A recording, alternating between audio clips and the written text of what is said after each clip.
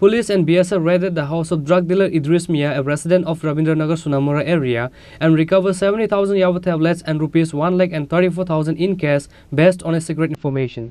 However, Idris Mia, a drug dealer, escaped from the house after realizing the advance of the police. It is known that on Monday night, BSF and Sunamura police jointly conducted a search operation at the house of Idris Mia, a resident of Rabindranagar Sunamura, on the basis of reliable sources. In this operation, 70,000 Yava tablets and cash of rupees 1,34,000 were recovered from Idris Mia's house. However, Idris Mia, a drug dealer, escaped from the house after realizing the advance of the police. Sunamura Sub-Divisional Police Officer Shashi Mohan Debarma led this operation today. In an interview, the Sub-Divisional Police Officer said that this type of violence will continue in the coming days.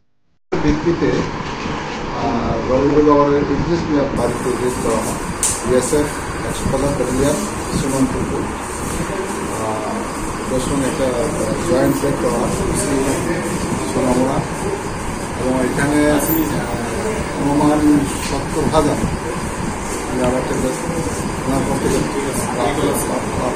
পাওয়া গেছে এবং cash 1 lakh টাকার উপরে তার বাড়ি থেকে পাওয়া গেছে।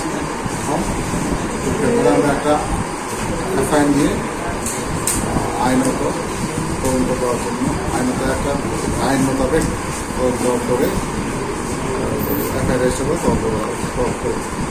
বালি মালিককে কি আটক করা সম্ভব হয়েছে? বালির মালিক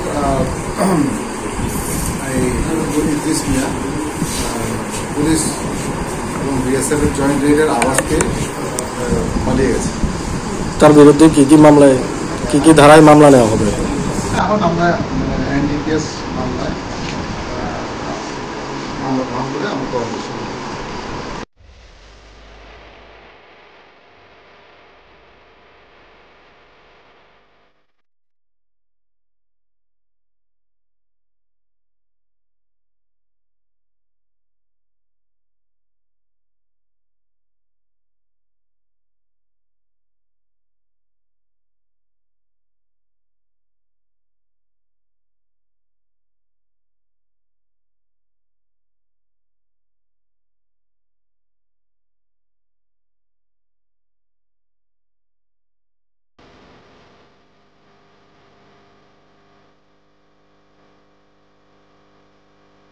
A case under NDPS section has been registered against drug dealer Idris Mia at Sunamura Police Station.